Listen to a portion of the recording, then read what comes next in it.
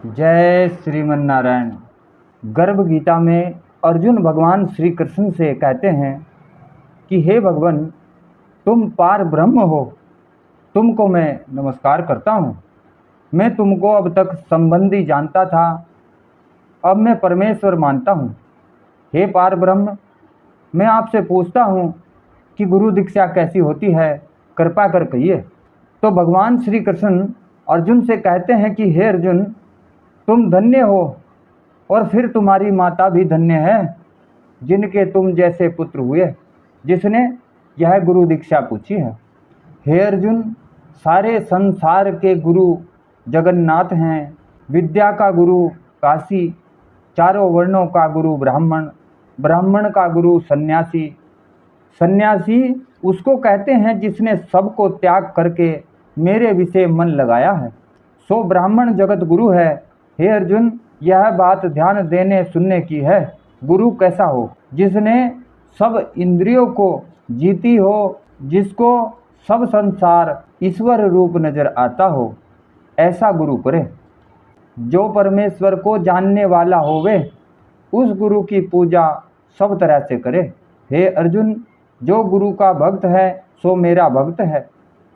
जो प्राणी गुरु सन्मुख होकर मेरा भजन करते हैं, उनका भजन करना सुफल है। जो प्राणी गुरु के विमुख हैं, उनके 7 ग्राम मारे का पाप लगता है। गुरु से विमुख प्राणी का दर्शन करना योग्य नहीं है। गृहस्थ गुरु से विमुख हो सो चांडाल के समान है। जिस जगह मदिरा का भांड हो, उस विषय जो गंगा जल है सो अपवित्र होता है। इसी तरह गुरु से विमुख का भजन भी अपवित्र होता है। उसके हाथ का देवता भी ग्रहण नहीं करते, उसके सब कर्म निष्फल है। कुकर, सूकर, गंधर्व, काक, इन सब योनियों से सर्प की बड़ी खोटी योनि है।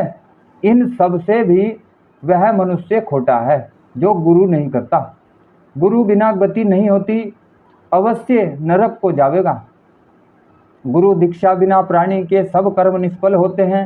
हे अर्जुन, जैसे चारों वर्णों को मेरी भक्ति करनी योग्य है, तैसे गुरु धार के गुरु की भक्ति करनी, सेवा करनी योग्य है।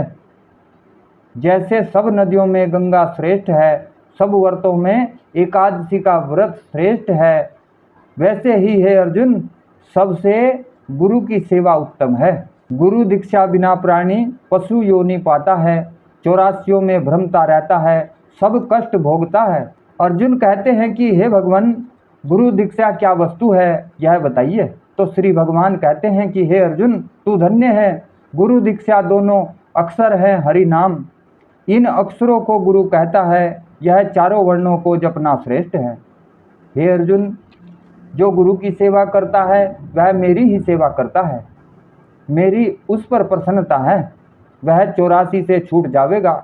जन्म मरण से रहित नरक नहीं भोगता। जो प्राणी गुरु की सेवा नहीं करता तो 3.5 करोड़ वर्ष तक नरक भोगता है। जो गुरु की सेवा करता है उसको कई अश्वमेध के पुण्य का फल होता है। हे अर्जुन, हमारे संवाद को जो भी प्राणी पढ़ेंगे और सुनावेंगे सो गर्भ के दुख से बचेंगे, उनकी 84 कट जाएगी। इसीलिए इस पाठ का नाम गर्भ गीता है। श्री कृष्ण महाराज के मुख से अर्जुन ने श्रवण किया है, गुरु दीक्षा लेना उत्तम कर्म है। उसका फल यह है कि नरक में 84 से जीव बचा रहता है और भगवान उससे प्रसन्न रहते हैं। इति श्री गर्भ गीता। बोलो श्री नारायण भगवान की जय।